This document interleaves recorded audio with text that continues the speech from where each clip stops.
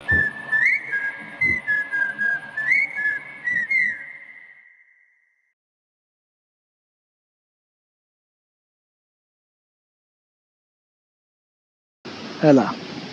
Northampton, 21 मई 2008। अगली सुबह David जल्दी घर लौटा और किसी झगड़े के लिए खुद को तैयार करके आया था। लेकिन उसने पाया कि एला बिस्तर पर सोई हुई थी। उसकी गोद में स्वीट ब्लासफेमी खुली पड़ी थी और बगल में शराब का एक खाली गिलास रखा था। वह उसके पास गया ताकि कंबल थोड़ा ऊपर खींचकर उसे ठीक से ढक दे, लेकिन फिर उसने अपना इरादा बदल दिया। 10 मिनट बाद एला जाग गई। उसे यह सुनकर कोई आश्चर्य नहीं हुआ कि डेविड बाथरूम में नहा रहा था। उसका पति दूसरी औरतों के साथ छेड़खानी कर सकता था, शायद उनके साथ रात भी बिता सकता था, लेकिन वह अपनी सुबह की नहाने की आदत किसी और जगह नहीं निभाना चाहता था। जब डेविड नहाकर कमरे से गुजरा, एला ने सोने का नाटक किया, जिससे उसे अपनी गैर हाजिरी का कारण बताने से छुटकारा मिल गया। 1 घंटे से भी कम समय बाद डेविड और बच्चे घर से जा चुके थे और एला रसोई में अकेली थी। ऐसा लग रहा था जैसे जीवन फिर से अपनी सामान्य गति पर लौट आया हो। उसने अपनी पसंदीदा रसोई पुस्तक खोली। कई विकल्पों पर विचार करने के बाद उसने एक ऐसा मेन्यू चुना जो काफ़ी मेहनत वाला था और उसे पूरी दोपहर व्यस्त रख सकता था। केसर, नारियल और संतरे वाला क्लैम चाउडर, मशरूम, ताज़ी जड़ी बूटियों और 5 प्रकार के चीज़ के साथ बेक किया हुआ पास्ता, रोज़मेरी की सुगंध वाले बछड़े की पसलियाँ, सिरके और भुने हुए लहसुन के साथ, नींबू के रस में तैयार की गई हरी फलियों और फूल गोभी के सलाद, और मिठाई के लिए उसने चुना गरम चॉकलेट सूफले। एला को खाना बनाना कई कारणों से पसंद था। साधारण सामग्री से स्वादिष्ट भोजन तैयार करना न केवल संतोषजनक और तृप्त करने वाला था, बल्कि उसमें एक अजीब सी संवेदनशील खुशी भी थी। लेकिन उससे भी बढ़कर उसे खाना बनाना इसलिए पसंद था क्योंकि वह काम था जिसमें वह सचमुच बहुत अच्छी थी। इसके अलावा खाना बनाना उसके मन को शांत कर देता था। रसोई उसके जीवन की वह एकमात्र जगह थी जहाँ वह बाहरी दुनिया को पूरी तरह भुला सकती थी और अपने भीतर समय के प्रवाह को रोक सकती थी। उसने सोचा, कुछ लोगों के लिए शायद यही प्रभाव प्रेम संबंध या शारीरिक निकटता का होता होगा, लेकिन उसमें 2 लोगों की ज़रूरत पड़ती है, जबकि खाना बनाने के लिए केवल समय, ध्यान और किराने के सामान से भरा एक थैला ही काफ़ी होता है। टीवी पर खाना बनाने वाले लोग अक्सर ऐसा दिखाते थे जैसे खाना बनाना केवल प्रेरणा, मौलिकता और रचनात्मकता का खेल हो। उनका पसंदीदा शब्द था प्रयोग करना। एला इससे सहमत नहीं थी। उसके अनुसार प्रयोग वैज्ञानिकों के लिए छोड़ देने चाहिए और अजीबपन कलाकारों के लिए। खाना बनाना मूल बातें सीखने, निर्देशों का पालन करने और पीढ़ियों से चली आ रही बुद्धिमत्ता का सम्मान करने का नाम था। ज़रूरत केवल पुरानी परंपराओं का उपयोग करने की थी, उनके साथ प्रयोग करने की नहीं। पाक कला की असली कुशलता रीति रिवाजों और परंपराओं से आती थी। भले ही आधुनिक युग ऐसी बातों को कम महत्व देता हो, लेकिन रसोई में पारंपरिक होना कोई बुरी बात नहीं थी। एला अपनी रोज़मर्रा की दिनचर्या को भी बहुत महत्व देती थी। हर सुबह लगभग एक ही समय पर पूरा परिवार नाश्ता करता था। हर सप्ताहांत वे उसी शॉपिंग मॉल में जाते थे और हर महीने के पहले रविवार को अपने पड़ोसियों के साथ रात्रि भोज का आयोजन करते थे। क्योंकि डेविड काम का इतना दीवाना था कि उसके पास घर के लिए समय ही नहीं होता था, इसलिए घर की लगभग हर जिम्मेदारी एला के कंधों पर थी। घर के वित्त का प्रबंधन करना, घर की देखभाल करना, फर्नीचर की नई गद्दियाँ लगवाना, ज़रूरी काम निपटाना, बच्चों का कार्यक्रम तय करना, उनके गृह कार्य में मदद करना और भी बहुत कुछ। हर गुरुवार वह फ्यूजन कुकिंग क्लब जाती थी, जहाँ सदस्य विभिन्न देशों के व्यंजनों को मिलाकर नई रेसिपियाँ बनाते थे और पुराने व्यंजनों में नए मसाले तथा सामग्री जोड़कर उन्हें नया रूप देते थे। हर शुक्रवार वह घंटों किसानों के बाज़ार में बिताती थी। किसानों से उनकी उपज के बारे में बातें करती, कम चीनी वाले ऑर्गेनिक आड़ू के जैम की बोतलें ध्यान से परखती थी। या किसी दूसरे ग्राहक को समझाती कि बेबी पोर्टावेला मशरूम सबसे अच्छे तरीके से कैसे पकाए जाते हैं। ये सब उसकी ज़िंदगी का हिस्सा था, स्थिर, व्यवस्थित और परिचित। लेकिन शायद उसी स्थलता के भीतर कहीं एक ऐसी खाली जगह थी जिसे वह अभी तक पहचान नहीं पाई थी। घर लौटते समय जो भी चीज़ें उसे नहीं मिल पाई, उन्हें उसने होल फूड मार्केट से खरीद लिया।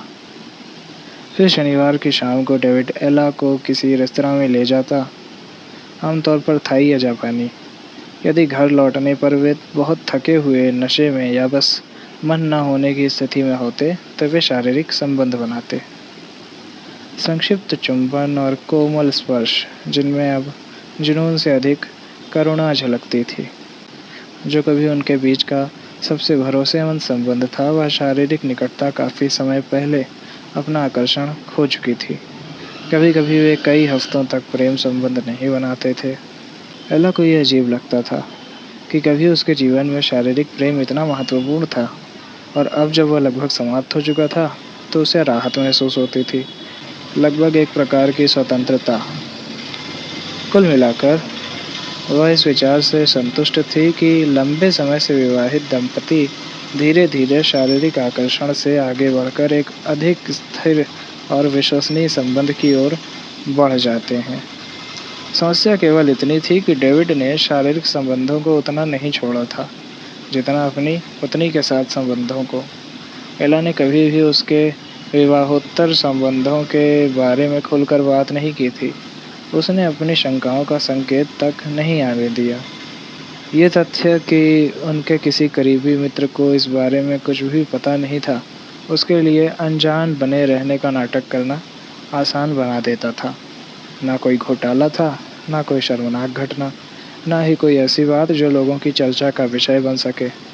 उसे समझ नहीं आता था कि डेविड ये सब कैसे संभाल लेता, खासकर तब जबकि उसका दूसरी महिलाओं, विशेष रूप से अपनी युवा सहायिकाओं के साथ संबंध रखना कोई दुर्लभ बात नहीं थी। लेकिन उसका पति इन सब मामलों को बड़ी चतुराई और गोपनीयता से संभालता था। फिर भी बेवफाई की एक गंध होती है, और एला ये बात अच्छी तरह जानती थी। यदि घटनाओं की कोई श्रृंखला थी तो वह नहीं बता सकती थी कि शुरुआत किससे हुई थी।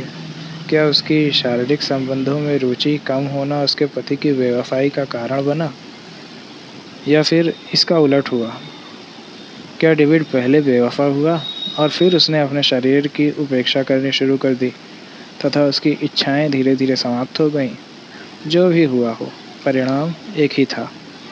उनके बीच की वह चमक, वह रोशनी जो विवाह के अनजान और कठिन रास्तों में उनका मार्गदर्शन करती थी, जिसने 3 बच्चों और 20 वर्षों के बाद भी उनके आकर्षण को जीवित रखा था, अब मौजूद नहीं थी।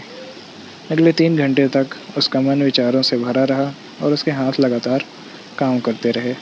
उसने टमाटर काटे, लहसुन बारीक किया, प्याज भुने, सॉस पकाई, संतरे के छिलके कद्दूकस किए और साबुत गेहूं की रोटी के लिए आटा गूंथा। यह आखिरी काम उसने उस सुनहरी सलाह के आधार पर किया था जो डेविड की माँ ने उनकी सगाई के समय उसे दी थी। ताज़ी बेक की हुई रोटी की खुशबू से बढ़कर कोई चीज़ आदमी को घर याद नहीं दिलाती। उन्होंने कहा था, रोटी कभी खरीदना मत, उसे खुद बनाना, इसका जादुई असर होगा। पूरी दोपहर मेहनत करने के बाद एला ने मेज़ को बड़े सलीके से सजाया।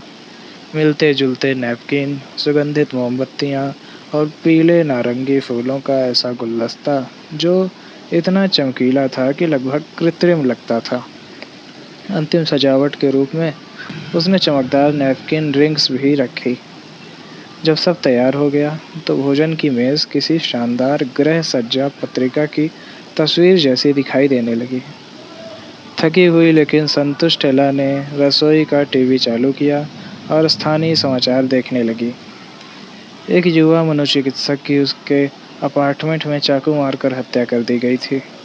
एक अस्पताल में बिजली की खराबी से आग लग गई थी और 4 हाई स्कूल छात्रों को तोड़फोड़ के आरोप में गिरफ्तार किया गया था। समाचार सुनते ही वह सिर हिलाने लगी। दुनिया में हर ओर खतरे ही खतरे दिखाई देते थे। उसे आश्चर्य होता था कि अजीज जेड ज़हारा जैसे लोग दुनिया के कम विकसित हिस्सों में घूमने की इच्छा और साहस कैसे जुटा लेते हैं, जबकि अब तो अमेरिका के उपनगरीय इलाके भी सुरक्षित नहीं रह गए थे। एला को यह रहस्यमयी लगता था कि यही अनिश्चित और अपारदर्शी दुनिया उसके जैसे लोगों के घरों के भीतर लौटने के लिए मजबूर करती है, लेकिन अजीज़ जैसे किसी व्यक्ति को बिल्कुल उल्टा प्रभाव देती है, उसे अनजाने और कठिन रास्तों पर निकल पड़ने के लिए प्रेरित करती है। शाम 7:30 बजे रूबिनस्टीन परिवार उस सुंदर मेज़ के चारों ओर बैठा। जलती हुई मोमबत्तियां भोजन कक्ष को लगभग पवित्र वातावरण दे रही थी। यदि कोई बाहरी व्यक्ति उन्हें देखता तो शायद वह उन्हें एक आदर्श परिवार समझता, उतना ही सुंदर और संतुलित जितना हवा में धीरे धीरे घुलता धुएं का हल्का गुबार। यहाँ तक कि जेनेट की अनुपस्थिति भी उस तस्वीर को खराब नहीं कर सकती थी। खाना खाते समय ऑर्ली और एवी स्कूल की घटनाओं के बारे में लगातार बातें करते रहे। एक बार के लिए एला उन्हें इतना बोलने और शोर करने के लिए धन्यवाद देना चाहती थी, क्योंकि वे उस खामोशी को ढक रहे थे जो अन्यथा उसके और डेविड के बीच भारी होकर बैठ जाती। अपनी आंखों के कोने से एला ने देखा कि डेविड अपने कांटे से फूल गोभी का टुकड़ा उठाकर धीरे धीरे चबा रहा है। उसकी नज़र उसके पतले फीके होंठों और मोती जैसे सफ़ेद दांतों पर टिक गई, वही होंठ जिन्हें वह वर्षों से जानती थी और अनगिनत बार चूम चुकी थी। फिर उसने कल्पना की कि वही होंठ किसी दूसरी स्त्री को चूम रहे हैं। किसी कारणवश उसके मन में जो प्रतिद्वंदी स्त्री उभरी वह डेविड की युवा सचिव नहीं थी, बल्कि अभिनेत्री जैसी दिखने वाली एक आत्मविश्वासी महिला थी, मजबूत, आकर्षक और आत्मविश्वास से भरी। एला ने कल्पना की कि डेविड उसे जल्दबाजी और तीव्र इच्छा के साथ चूम रहा है, बिल्कुल वैसे नहीं जैसे वह इस समय परिवार की मेज़ पर बैठकर फूलगोभी चबा रहा था। उसी क्षण जब वह अपना culinary artistry made plain and easy वाला भोजन खा रही थी और अपने पति की कल्पित प्रेमिका के बारे में सोच रही थी, उसके भीतर कुछ टूट गया। अचानक उसे अत्यंत स्पष्टता और शांति के साथ एक बात समझ में आ गई। अपनी झिझक और अनुभवहीनता के बावजूद एक दिन वह ये सब छोड़ देगी। अपनी रसोई, अपना कुत्ता, अपने बच्चे, अपने पड़ोसी, अपने पति, अपनी रसोई की किताबें और घर पर रोटी बनाने की रेसिपियाँ। वह बस उठेगी और इस दुनिया से निकल पड़ेगी, उस दुनिया में जहाँ हर समय खतरनाक, अनिश्चित और अप्रत्याशित घटनाएं घटती रहती हैं। Subscribe, subscribe, subscribe.